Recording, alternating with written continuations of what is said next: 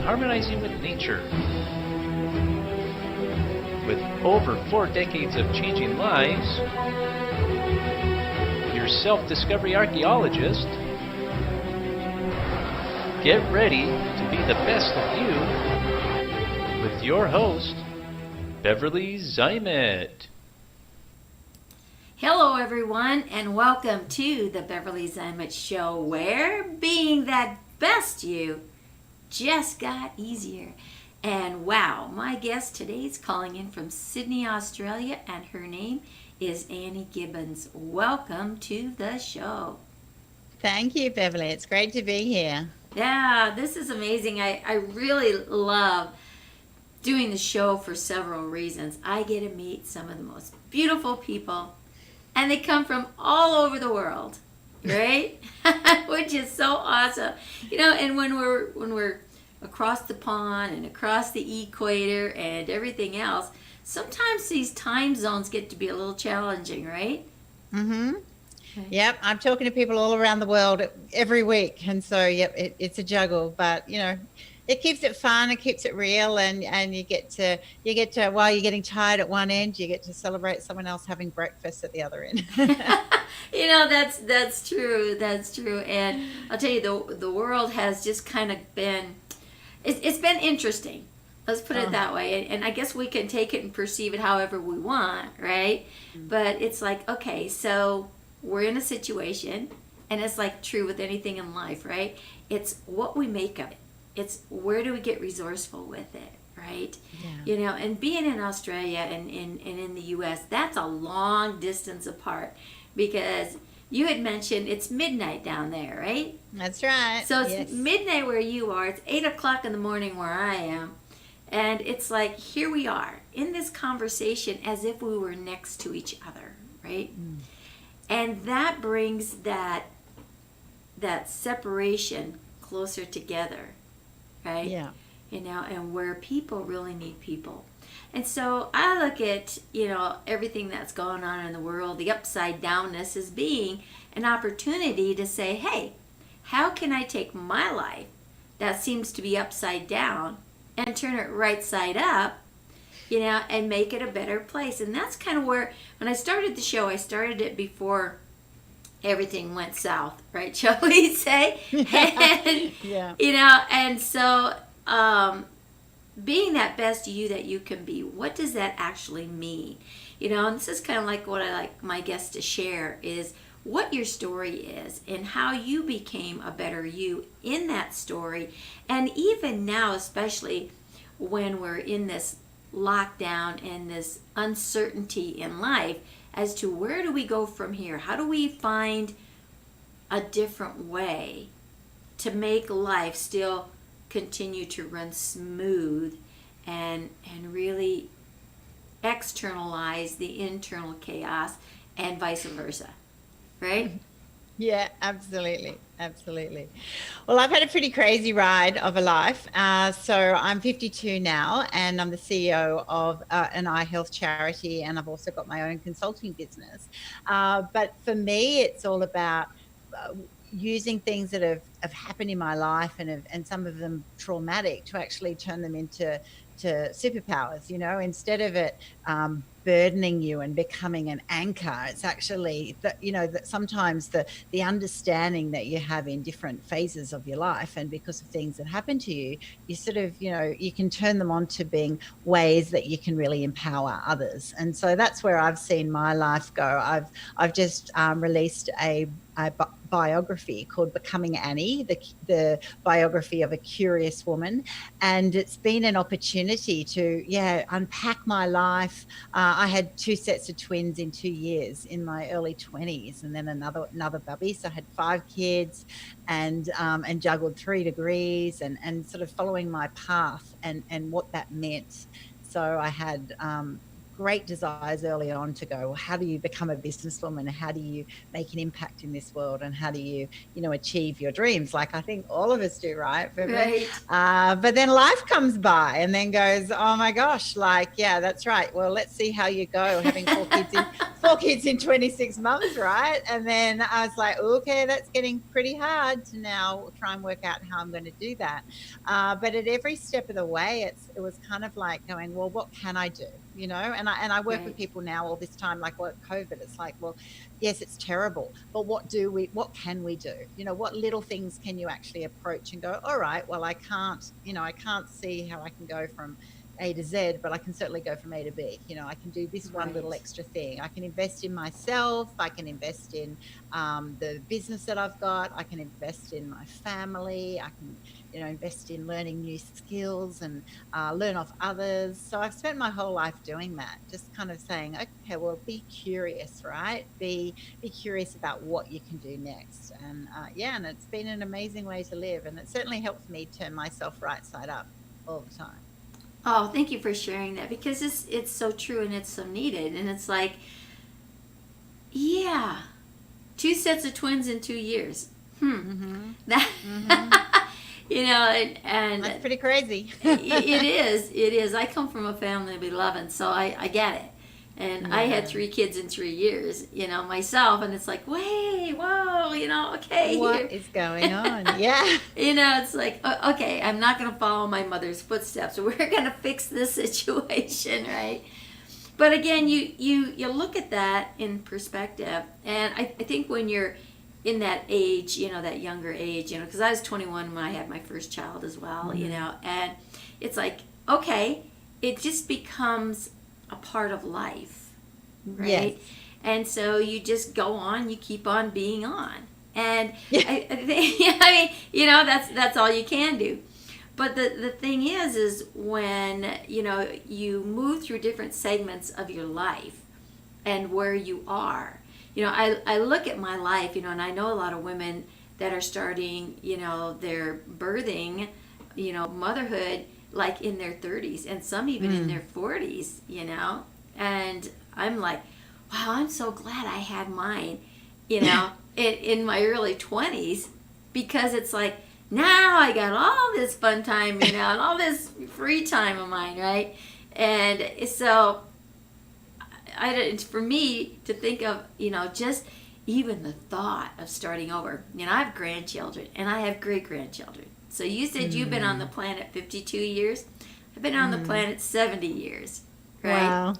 And my greatest time in life was like at 45. So for me, life is nothing but 45. Because my kids had their own lives. They were on their way, doing what they wanted to do. It was awesome. And then it was my time to just live and do and go.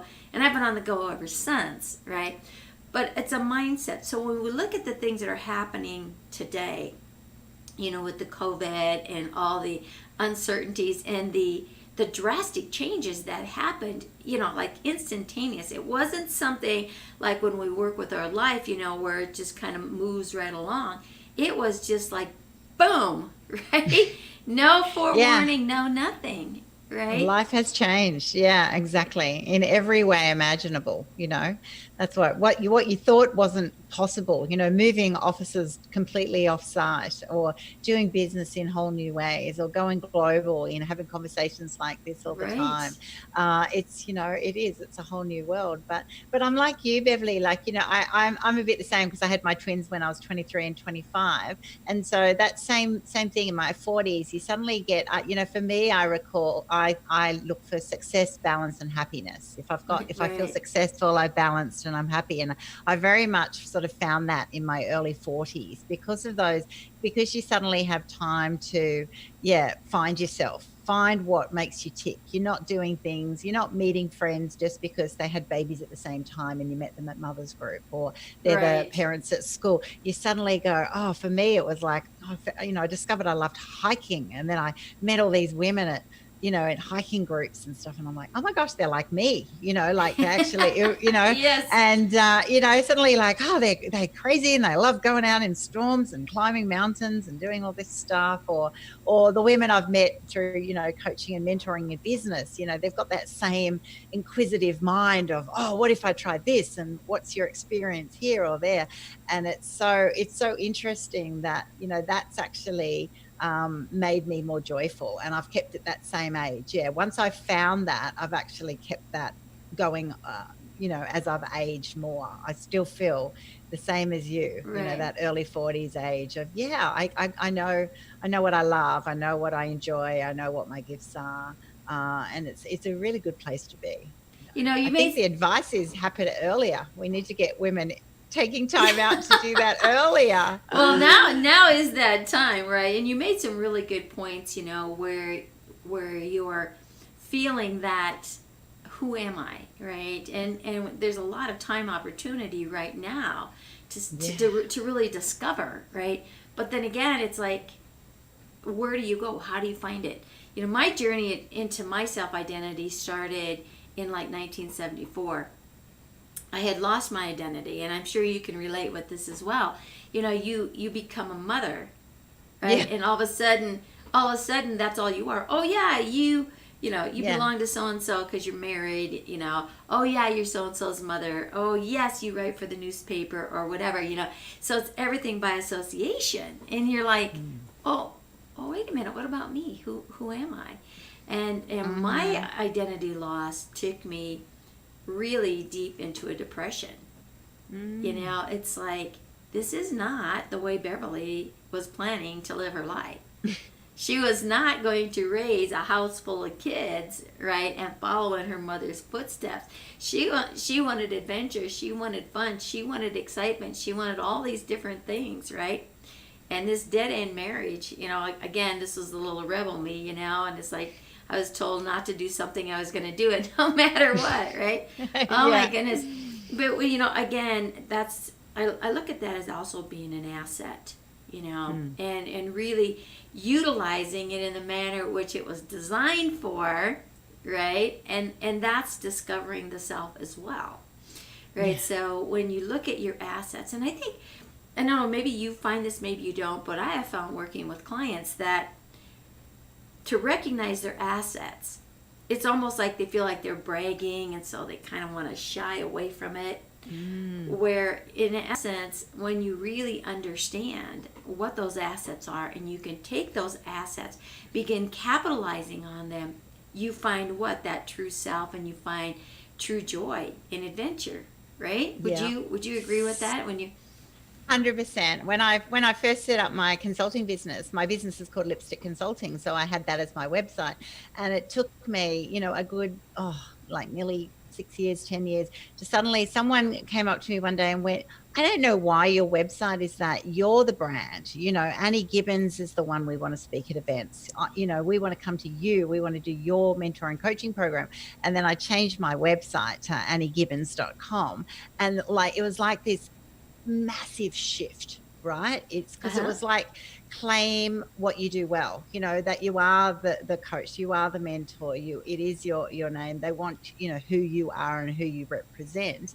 And it was really transformative to me, I think, in my whole mindset of not just making myself the brand, but believing and unpacking what the ability to actually lead with your strengths, one, to know them, and then to lead with them, rather than shy away and go, oh no, I'm sort of hiding behind the framework. It's all right to actually go, whatever your gift is, and I work with a whole lot of different people. Some are really creative or inquisitive or loud, or great at speaking or great at business. And it's kind of like going, you just want to find your thing, right? Right. And love it. And then when you're in that space, that genius zone or whatever you call it, are attracted to that. You don't have to work so hard. It's just got its own momentum and energy.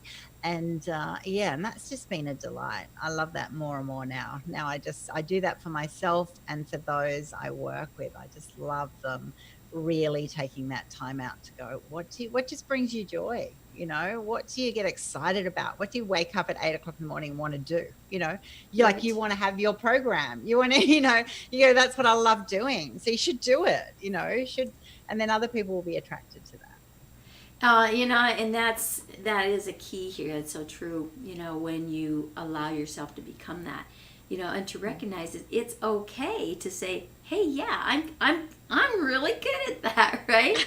and capitalize on it, like you say, because when you allow yourself to become you, become that best you, and every day, live and strive to become even better and greater, because there's so much more out there, rather than living in this little box of confinement, right? Of say certainty, right? Because it's like, okay, it's predictable. I might be miserable, but gosh darn it, I know it, right? And so it kind of takes away from who you are and being that expression. So when you capitalize on those assets of who you are, it's like that ripple effect that moves out of you, which then attracts those to you that are saying, I want some of that. I dig that. Yeah. Hey, how did you get that? Right? And that is being true to yourself. And when you become you and you just be you, you don't have to worry about living a facade anywhere else. You don't have to be a certain person when you're at work. You don't have to be a certain person when you're around family. You don't have to be a certain person when you're finally wild and free on a vacation or something, right? You just get to be you. All the time. And it's freeing and it's fun, I think it's good to just have more fun in life, and you're born to be, the person you were designed to be. So it's kind of like, why bother trying to be mold to other people's, desires for you or what makes them feel more comfortable. You still got to be respectful and all of that. But, I look at some people and I just go, it's exhausting. They're trying so hard. And I'm like, I'm not surprised you're exhausted, because they'll come up to me and they go, I want your energy, Annie, and I'm like going, oh, well, you've got to stop. I'm just watching. That's right. There's so much concentration of trying to be this person here and this person there. And how do other people feel? And what if they think this? And I'm like, who cares? Just wash it off, just be you. And if I'm all into, if you go in that space, and just let other people who aren't aligned with that, they can fall away, because like you were saying before, the more aligned you become with your true self, then suddenly it opens the whole world up to all these other opportunities that you would never have seen before. And they're fun and they're interesting and they're exciting, Well, when you begin discovering all these different things about yourself, that's fun, because it's like learning a new person. It's like meeting someone new, right? It's like, wow, I didn't know I liked that. Like you said, all of a sudden here you were going hiking. It's like, I didn't even know I liked hiking, right? And I know. And other people even said, but you're not a hiker. And I went, well, I didn't think I was, but I actually really like it. And that's those challenges to just keep on doing more. It's like, I'll do anything once. And if I like it, I'll do it again, right? Yeah. Try. There's no failure in just give it a try. You might surprise yourself. Exactly. And sometimes you do, I do a lot of crazy things. I mean, I like jump out of airplanes and, but it's just. Which is super fun. It is. That is so freeing, It's just like. It's amazing. Oh, yeah, there's no gravity, right? And you're just there. You're like, whoa, maybe next time I come to the planet, I'll be a bird. Well, they're very light and you get a really good perspective. So, we learn a lot from animals. And I'm really one who really professes to really become aware of your surroundings, because everything in your surrounding gives a message. Right. And when you look at birds, and how they soar, and how they really have a keen eye, they're all the way up here in the air, a long way, and they can zero in on one thing. Yeah. So far away. The focus is incredible. And so we can learn a lot. It's like, stay in your lane, focus on that outcome, because that's your survival.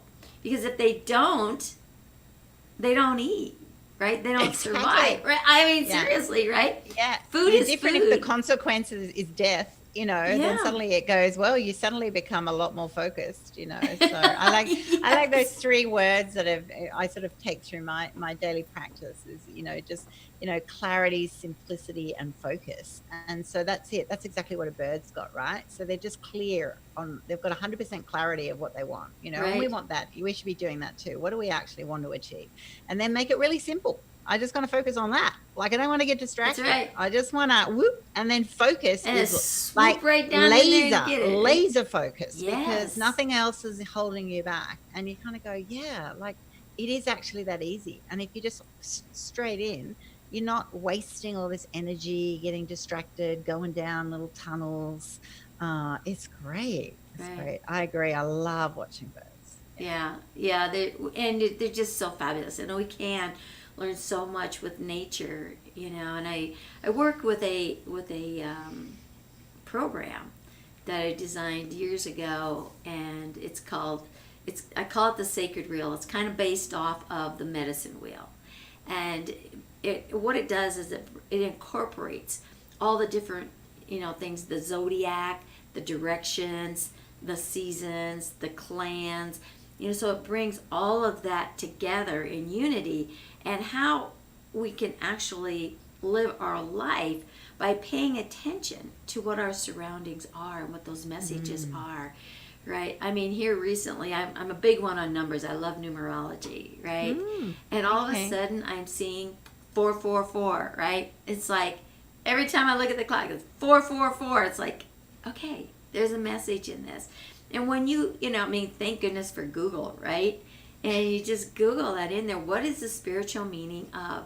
And when you have combination numbers, that are dual or 3 or even 4, there's a special meaning for that, And so looking at those messages, when an animal crosses your path. I mean, I am here in the Denver, Colorado area, right? Mm-hmm.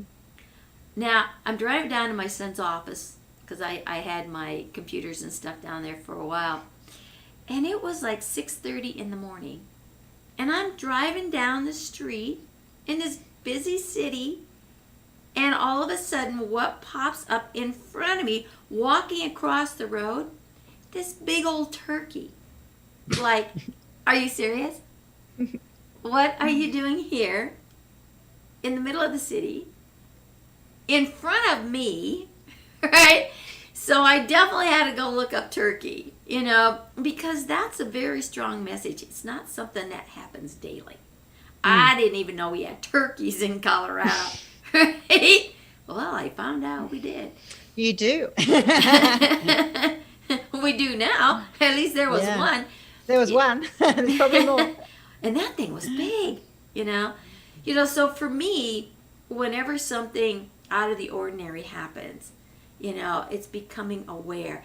And I think, now is even more important, is to become aware of who we are, what our assets are, so we can begin to capitalize on that, right? Because there's no time to be out there being busy, because you're in a limited space. What are you going to do? How are you going to thrive and really discover who you are? I mean, when you look at the planet is really getting clean, right? Because we don't have all the pollution that we've been putting out there. So what about the pollution we put in here? And now let's talk a little bit about how our polluted thoughts can really, say, imprison us in pulling away from becoming who we really are. Can you kind of capitalize on that a little bit, and how you share with your clients if that were to start happening? Yeah, I think we all struggle with that. We've got anchored beliefs of things that we decided were a truth from our early days, right? And we all have them. Whether it was, for me, it was, we're not a creative family. You're not creative. And I'm kind of like going, wow. And I just took it as a truth. So it wasn't until I was like in my 20s that suddenly someone said to me, you're so creative. And I'm like, oh no, I'm not creative, and then I didn't even realize that it had just sort of been this default, and I'd missed out on so much. I didn't even do art classes. I didn't do anything that I thought might be creative. And so, as an example, I thought I wanted to do business, but then I got told, okay, well, you didn't have the aptitude to do business. And I'm like going, oh, okay. So I'm like, I spent most of my, early years to my 20s going, well, it's such a shame that I wouldn't have that aptitude, right? So I was sad for myself, but I didn't actually then go and say, but what if? And it wasn't until I did that shift and I went, well, what if those thoughts that I have that just keep entering my mind, and it was a bit of a, oh, you can't do that, these blanket statements, which are always negative, right? They're always taking you back into the past. And I kind of it was my savior actually, like, well, what if I actually proved that wrong? What if I said, almost treated it like a game? What if I am capable?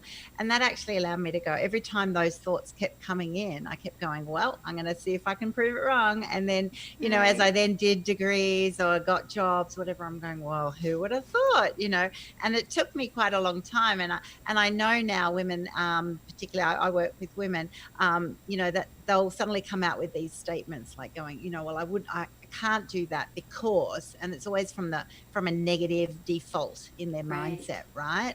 And I'm like going, well, you might have thought that, but I see, what is the evidence? What is the evidence now? And from today into your future, because like your future is the sum of your todays, right? It's not the past. And so, when you actually go, okay, well, what if we prove it wrong? Every time that thought comes into you, I was saying before, I turn it into a superpower. You kind of go, yeah, I'm actually getting a conscious awareness of those negative thoughts to start, like actually be aware that they happen. And then go and almost treat it like a game while you're tuning in, you're getting that focus on your mindset to actually go, okay, well, I automatically default to, I can't, I won't, I shouldn't, I would be embarrassed, I will fail, all these sorts of things. And so, well, okay, let's see, what is the real evidence now? Or what if, or even if I did fail, am I learning through it? Am I growing through it? Am I getting closer? So I always, in my mindset, I always go, well, am I moving towards or away from my goal, from my future, from my desire? And so if I'm moving towards, and then I can still go, yeah, sometimes moving towards will require some failure, right? Because we've got to learn how to do it. We've got to try things. So I then just made it really playful of, okay, I'll make it like a game. It's like, okay, well, let's just see how this goes. And more and more and more now I'm like going, I'd be happy to fail if it means that I'm getting closer to my goal. I can learn off others. I can try new things. It's fun along the way, It's great. And so I think it's a big, bold move, I know, from those I work with, to actually give in to the anchors. It's like going, okay, I'm not going to hold them anymore. But once they do, oh my gosh, it's it's like you just created this little monster that's coming out. I know. I've got one lady I work with at the moment. She's like going, I was actually at work and people are going, who are you? Because she changed so much. And she's like going, I'm actually me. This is me. And they're like, no, it's not. And she's like, I can't believe, now she's got such confidence in who she is. She said, other people actually are saying to me that I'm not the person. I go, no, because you're not the person you're trying to be. That was a fake person, right? You're actually, they'll have to adjust. And if they don't, too bad. Too bad. And I think that's key. That is so relevant, right? It doesn't matter what other people think of you. It matters what you think of you, right? Because now you're being you. And I really get where you're coming from, because I run into that too with people, because it is that old belief thing, right? And and when you, again, the words that you use, it's like, well, let's see what we can visualize, or let's see what we can dream. And people, they don't know how to dream anymore. They've lost that. And it's like, visualize? I don't know what that even means, right? Yeah. So I take them back to the simplicity. I said, let's play pretend. And so I'm really, interested in how you say that as well. Let's make this a game. Make it a game. Yeah, so let's just pretend. What if? And because everybody can still play pretend, because being, when you pretend, then that means it's okay. It's safe to pretend. Very safe. Yeah. I do that in my program's called Magic Transformation, and it's a bit like that. I kind of go, well, what's your magic wand? If you dared to dream, because it's almost like, it's crazy, isn't it? Like when you Right. just dream. But no, they kind of go, oh, it's all this pressure. I go, okay, well, just go. If I was your fairy godmother, like, what would you actually want? And then all of a sudden all this stuff comes out, right? And it's like, yeah, so for some weird reason, do whatever works, right? Just make it magical. Make it a game. It has to be something that they feel safe in, Yeah, and it's interesting how just a word, the power in the spoken word. There's a couple books out there. I read one, it was called The Power of the Sacred Word. I read this back in the 80s. And it's always stuck with me. So there's certain words that you use that shift. I mean, because it has so many different meanings. And then, of course, we all have our own meanings because of our culture, how we grew up, how it was passed down through the generations. Like you said, you were told that, you didn't have an imagination. You didn't have, any creativity, and it's like, well, wait a minute. That's a God-given right. Exactly. And so, now I, on the other hand, was, every time I was told that, hey, don't do that, or you can't do that, it was like I was going to prove them wrong no matter what, and it got me in trouble, more than once. But I look at my little rebelness, from my childhood, is to my ability now to strategize and to really pull out of someone's,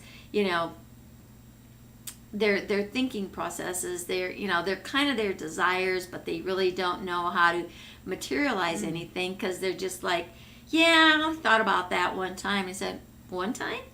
Why one time? Obviously, it's you thought about more than one time, or you wouldn't have spoke it.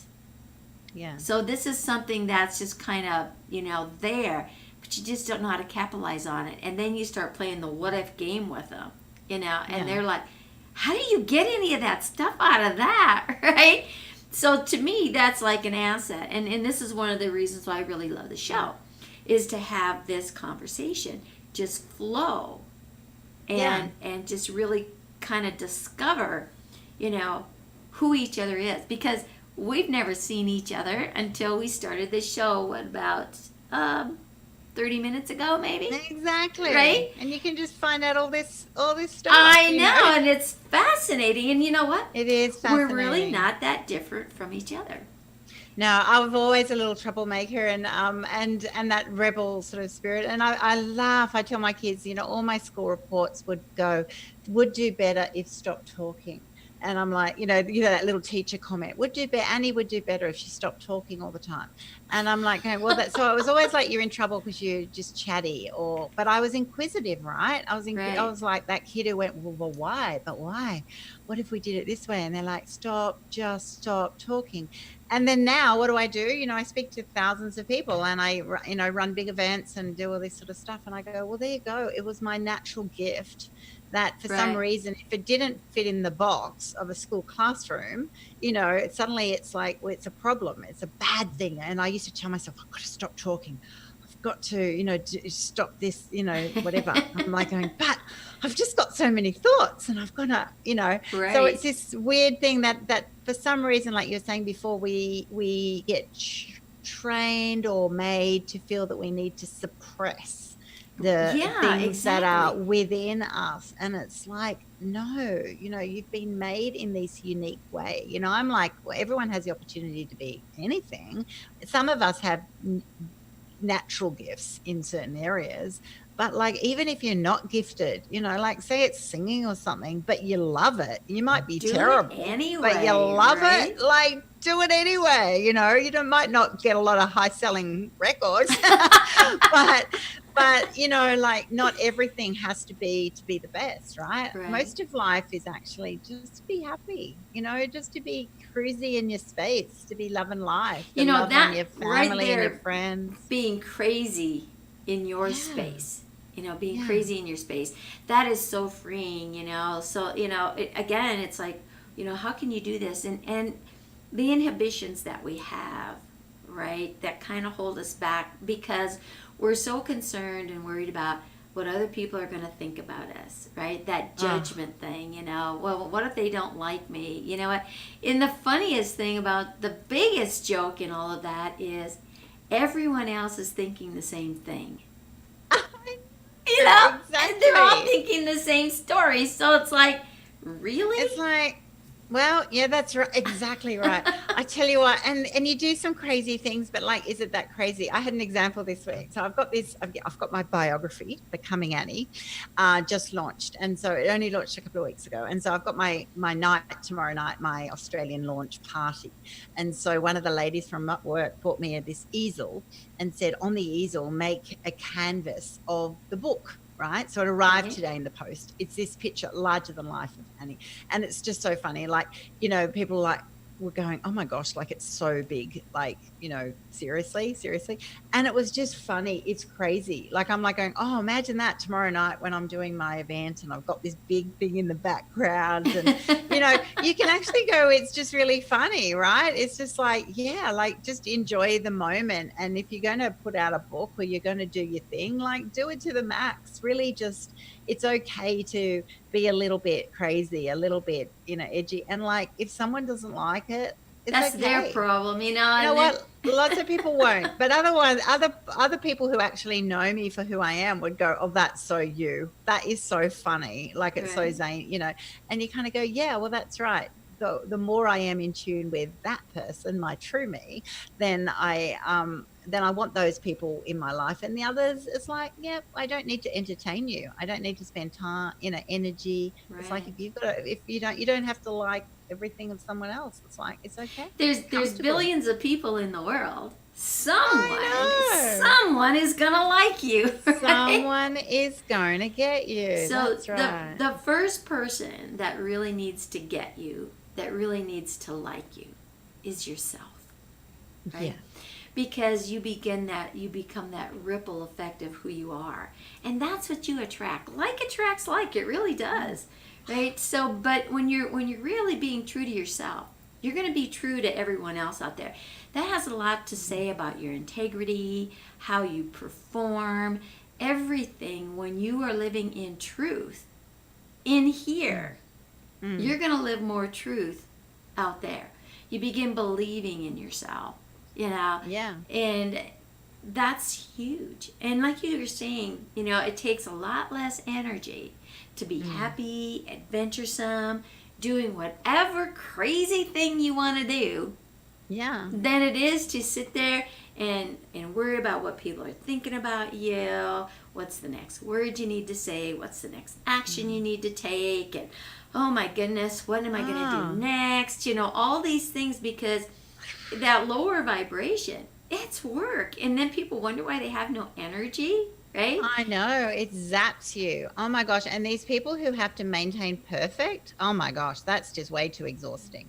You know, like why, you know, they just think everything has to be perfect before they even start. It's kind of like going, no, just bog in there and learn on the way, work it out. It's more interesting finding your own way.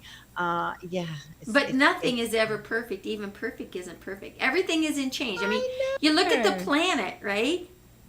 Yeah. Everything changes. You know, you go on those time sensitives, right? And they, right? Yeah. Yeah. Well, it's not the same.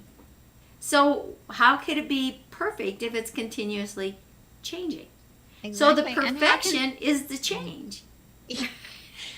So true, Beverly. And how can people think, you know, they've got this fixed view of themselves, but like that's old. It's like having a bit of technology. Imagine having your iPhone and then not thinking that you're going to have a new version, you know, or a better something's improved, new functionality, new whatever in the next, you know, 18 months, 2 years, whatever.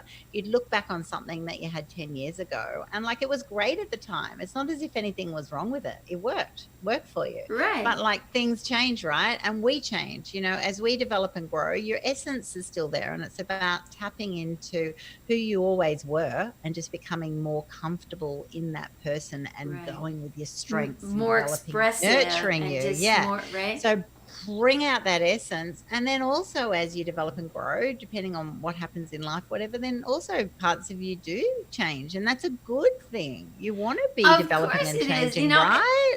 Again, we look at the brain and the neurotransmitters, that are in the brain and everything.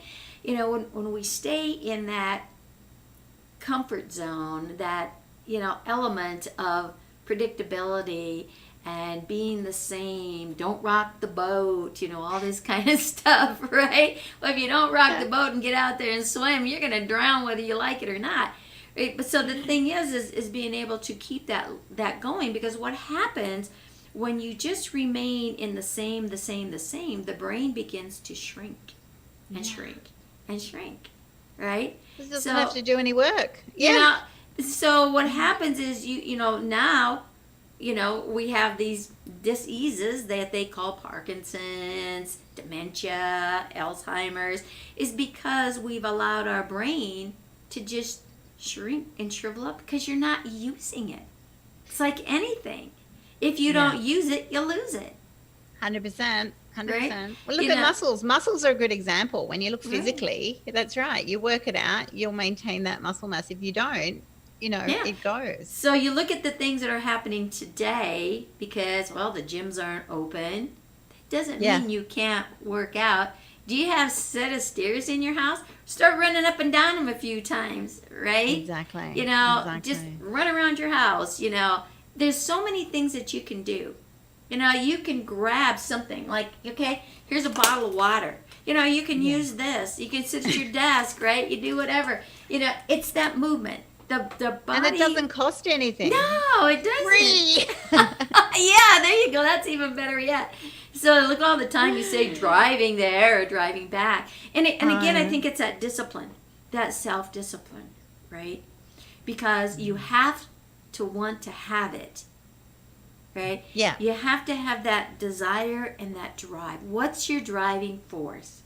Early in life, when I was looking to, because I ended up getting a divorce and my kids are little, and setting out on my own, because it's like, you know what, this isn't my life. This is not the way I'm raising my kids.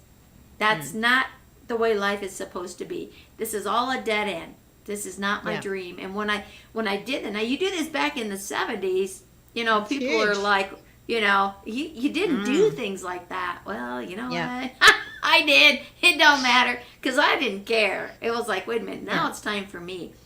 But at the same time, when you're doing these things, it's like my driving force was my children. Yes. Right? If they weren't there, it's hard to say where I would be. So a lot of times things are put in our life to create that driving force. Yes. And, I look at where I'm at now. You talked about phones. Let's look at the difference of how just that little piece of technology has changed.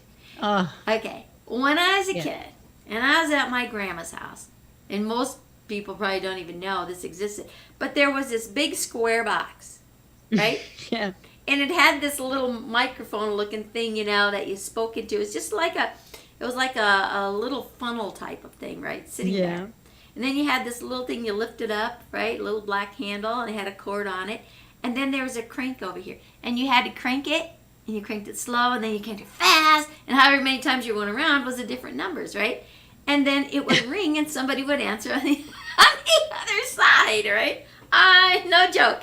So when you look at that, and you look at, where is it? Oh, I don't even know where my cell phone is. So you look at the technology today, so that so you're coming up with that. And then all of a sudden you have the dial phones, right? So now you're dialing, right? And they're on the wall. You go all the way around. Yep. You have these little square things now sitting on a desk, right? Instead of this thing hanging on the wall, Yeah. And then all of a sudden the princess style phones came out. Now you had your little push buttons, right?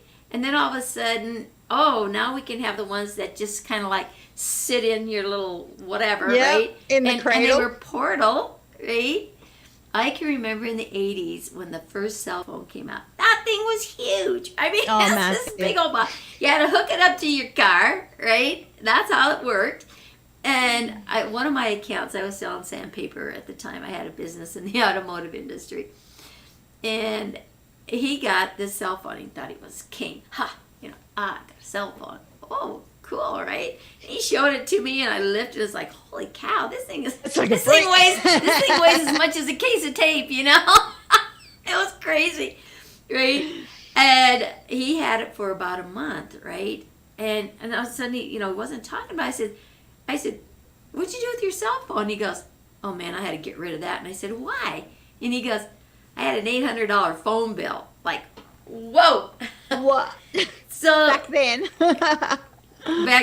Yeah. So when you look at where it has come, you had the Android phones, and then you had, the Apple phones and the technology, and you look at that technology today.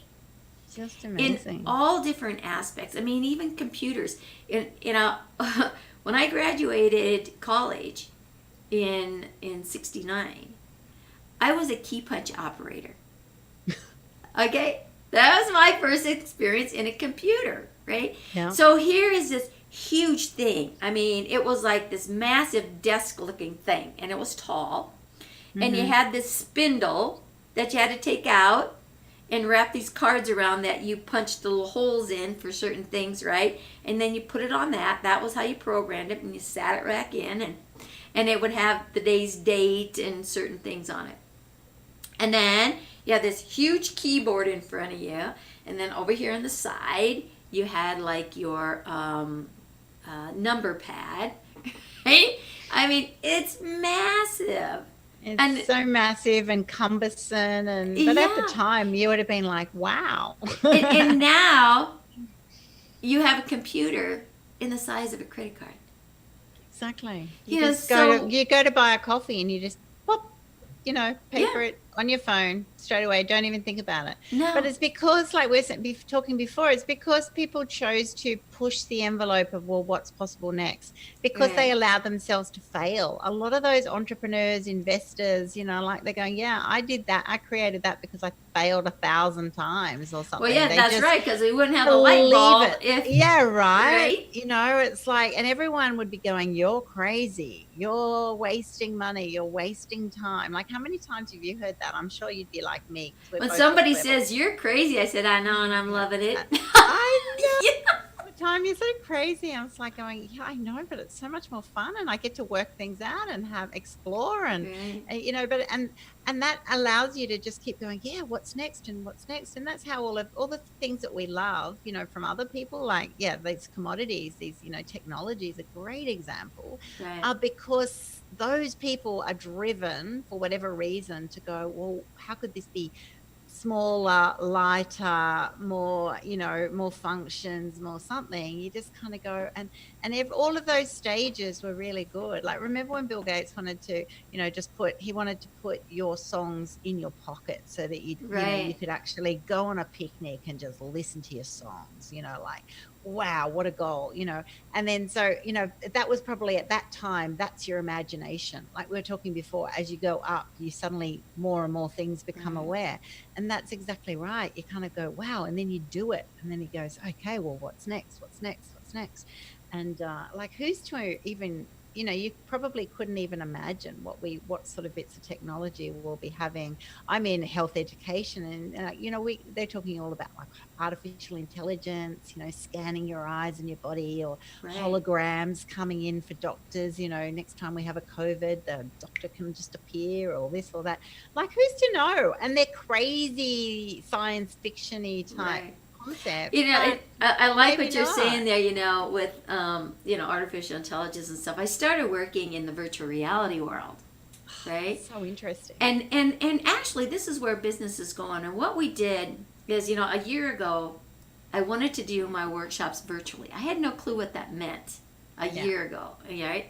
And so I had met someone that we just kind of clicked, right? And so he was showing me some things in the virtual reality world back then, these little avatars jumping around. It's like, this gaming thing, right? And I said, no, that's not going to cut it, because the classes and things that I'm teaching, that, no. Not going to work. I need something more like, right? Well, he called me in January of this year, and he said, I have your answer. I said, okay, show me what you got. And he takes me into the virtual reality world on this platform with this huge university. And I'm like, okay, you got my attention, right? Yeah. And so we went in, here's the classroom, here's the auditoriums, here's all of these things, right? And then the more we got talking, about it, things started to develop. So we decided, why don't we just go into business together? Why don't we start creating some of these things? And so we did a networking type of group to get people in to network, because it's global, right? Yeah, right. And there are no limits. No. And then it's like, oh, Robert, let's do this. Let's start vendor events. And he's like, I don't know anything about vendor events. I said, I do. He has this creative mind. If you give him a thought, you give him an idea, he'll take it and he'll put it out there, right? So we work really good together because I can give him some crazy ideas, and then he can go in the platform and just build it. It's like a match made in heaven, so to speak. It's a perfect partnership. Yeah. And isn't life like that? It's like you don't have to be great at everything. Right. You complement each other, right? Exactly, and use those assets. So when he made this vendor event, we've got these beautiful vendor tables. You got your little avatars running around, and it brings people back together. We have been so separated. What the virtual reality does, and you talk in there. So everyone is in their little avatar. Now you have no inhibition. Everyone's in their avatar. They're talking. Somebody comes to your booth. It's an actual booth, decked out, really cool. Everything is clickable. You're talking to the person standing behind the booth. This is the realness of it in a different experience. So we've done, a lot of different things, and we also created these big stages for speakers to get on. Now, there's a lot of people who want their story out there. Yeah. And what is the greatest fear? Is public speaking. speaking. When you're in the virtual reality world, that's gone. Yeah. Your little avatar's up there on this stage, and you're just letting loose, and you're just, everything is just, you're just free. Yeah. Right? The mental health departments, their institutions have been working in the virtual reality world for several years now, doing testing, on how to change that mindset and getting rid of phobias and fears and PTSDs and anxieties and all of that through that virtual reality world, because they know that how the mind works, those inhibitions get dropped. Yeah, because you don't have to be defensive anymore. No. You don't have to be guarded and worrying about all these extra things. You can actually just focus on what you're and you doing. can just be you. It's a real simple way to just be you. And that's kind of where we're at, and with business. So what we've actually done is we've taken that gaming platform now and completely turned it into businesses. We have boardrooms that are decked out. We've got, you name it, we've got it. If you're doing concerts, you have a lot of singers that they can't go on concert anymore. We can build that in there for you, and you can do your live concerts, and then the fans can come and still join you. Sorry. And all the workshops and everything that we're doing, and the speaker engagements, and making this available, and people to be able to teach their courses and to do all of this and have that synergism, that connection in a group setting, because everybody is sitting side by side. We did it with education. We're talking with teachers. They haven't jumped, but they're really giving it some intense thought, because Zoom is not going to cut a homeschool. The technology that these kids having today, they need something that's going to be engaging and that's going to involve you. And the human element is that way. We're the same way. Yes, we want to do all this virtual stuff, but is it really virtual? The virtual reality is because you are connected. There's no social distancing in there. The mind says, there's You're someone right here. Yeah. And they have that connection, that community feeling. You can get together around a fireplace. I have family all over the place. So now we can come into this platform. We can have this big fire built out. We can be sitting on the beach. We can be sitting on a mountaintop. We can actually come into somebody's living room style, whatever we want. Sit around, watch a movie together, talk, and communicate as if we were right there, because we are. The psyche knows no difference. And that's what we're bringing out to the world, is giving people the opportunity now to really connect. So we've got a lot of exciting things. So if virtual reality, it's super exciting. If this excites you, comment below here, because we are up and running and we are going full speed ahead, because this is where it is. And the world is craving this now, right? Oh my goodness, yes. Oh my gosh, like at the time you've never felt so as disconnected. There's so many people who are just isolated in their homes, working from home now, living in the home, homeschooling their kids.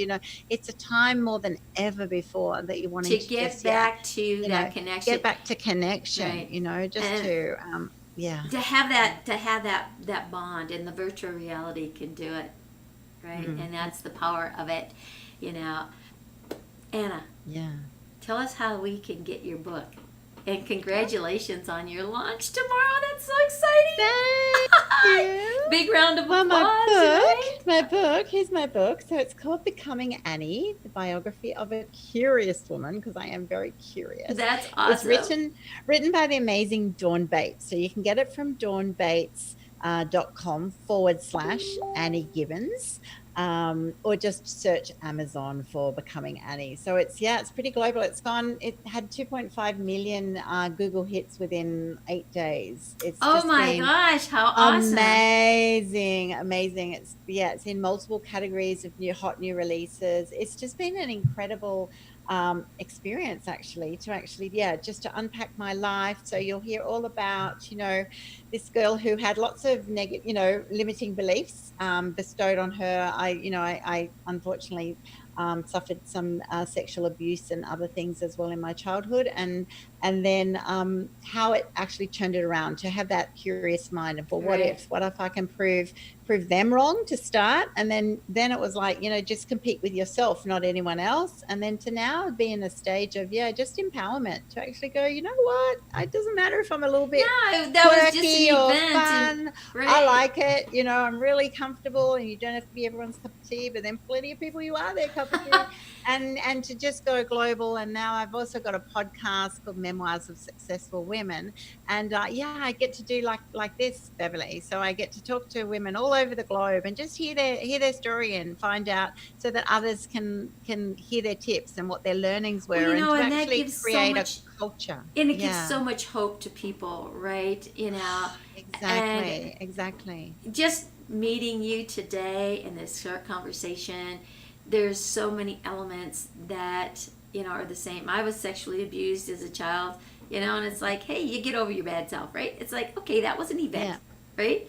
And life goes on, so where... Don't let it define you. No, because that's there's not too much you. That when you stay there, and I stayed there a long time, and I tried to hold secrets but it wasn't until I realized they're actually not even my secrets. They're someone else's secrets, so too bad. Like, sorry. And if you feel uncomfortable about that, well, that's a bit too bad. But it's so freeing when you... It's so freeing. So freeing to actually go, it's in the past, seriously, what is my future? What is in front of me that is beautiful? I can't change that. I had no control over that, Exactly. I was, and at the time too, and I think this is where a lot of it gets messed up, with the mind, because when you're a child and something like that happens, it's an event. You have nothing to compare it to, and it just is. But as you get older, and you start seeing things in movies, people talk, the media, all this stuff is out there. Now you think back into that old memory. And now is when, that's when bigger the shame, and bigger and bigger. That's when the shame comes. That's when, the doubts come. That's when all of these negative things come into play. They weren't back there. It's the database of information you received. And then you put it back there. Well, if everybody's telling me I must have been a bad person, it must have been a bad little girl. Exactly. How did that happen? What were you doing? It was your fault. Why weren't you, whatever. And you kind of go, So exactly that. This sort of book is actually saying, stuff happens. Stuff happens in all of our lives. That's and right. It's not fair and it's not right, but it's life, right? It's lots of things happen and you just go, it's random. I've had so many random things happen and you kind of go, what are you going to do about it? And how are you going to let that empower you how is that have going to the define future? you? Yeah, exactly. And so I want to be defined, like all women globally, you want to be defined by who you truly are. You want to leave your own footprint, your own legacy. You want to enjoy life in your own terms, and that's not greedy. That's not selfish. That's actually who you were That's designed just to be. becoming It's just yourself. becoming Right? yourself. Yeah. And so I think it's so freeing to actually, so this book's all about me now at this stage going, like I'll release my stuff, it's just a story, right? And you want to have women sharing that actually by the end of it, that person reading it goes, oh my gosh, like I feel like I have got permission to just be and to let go of all that rubbish and just really just take hold of life and start living, because there's so much to do, even in the worst of circumstances. And some people are really struggling at the moment, right? But there's still opportunities. There's always opportunities, always. You said a key word was permission. We need to give ourselves permission to be us. And it's okay. It really is okay. And when you begin to discover that, I call myself an identity revelation specialist, where I help you become your own self-discovery archaeologist. And it's just that, is you start moving away all the things that you're not. And all of a sudden, here's this glorious, spectacular, amazing, fabulous, inspiring, strong, powerful being, right? Yeah. And it's like, wow, now it's really time to live life. Yeah. Look at toddlers. I've got a granddaughter and she's 2. And you just look at a 2-year-old. I mean, they just think the world revolves around them, right? Everything is opportunity. I can do this. I can do that. I'm a big girl. Whatever, all this confidence, no doubt, and they will fall and they will have all these issues. But before the world tells them, or before they accept it as a truth that they've got problems, like, man, they can do it. They think they're the biggest superhero ever, right? Because everything is fun, and that's what adults can have. It's actually going, if you start thinking in that childlike mind of, not acting silly, but actually going, everything's an opportunity for growth, for self-discovery, for enjoyment. I tell you what, it just makes life so much more fun. It does, and when everybody can get together and do that, that's what's going to make harmony and peace throughout the world. And so we need more than that. Anna, thank you so much for being on the show here today and sharing your story, your legacy, and it's very inspiring. It's very, very inspiring. And congratulations again on your book and everything that you do. And one more time, tell the people where they can find you, and then leave them with one little tip that they can put into use today to help them become that better them. Okay, so go to Amazon, search for Becoming Annie, the biography of a curious woman. And it's on ebook and paperback. It'll get to you very, very quickly. And I think the biggest tip is, wake up, tomorrow morning and just go and say, what is one thing that actually makes me smile? If I just close my eyes and think, what makes me smile more and breathe calmly, right? You'll suddenly start tapping into that's actually where your heart is lining. Once you start following that and spending more time, following what actually gets you excited and calmer, will actually steer you on your right path. Whether it's in business, in relationships, in your own health, follow that and stop worrying about all the things that bring you down. They're just anchors. We've got to chop them. There you go. Thank you so much, Anna. And again, thank you so much for being on the show. So now it's time to say, go out there, be that best you can be, because Anna and I are going to be the best that we can be. And we will see all of you on the next show. Absolutely.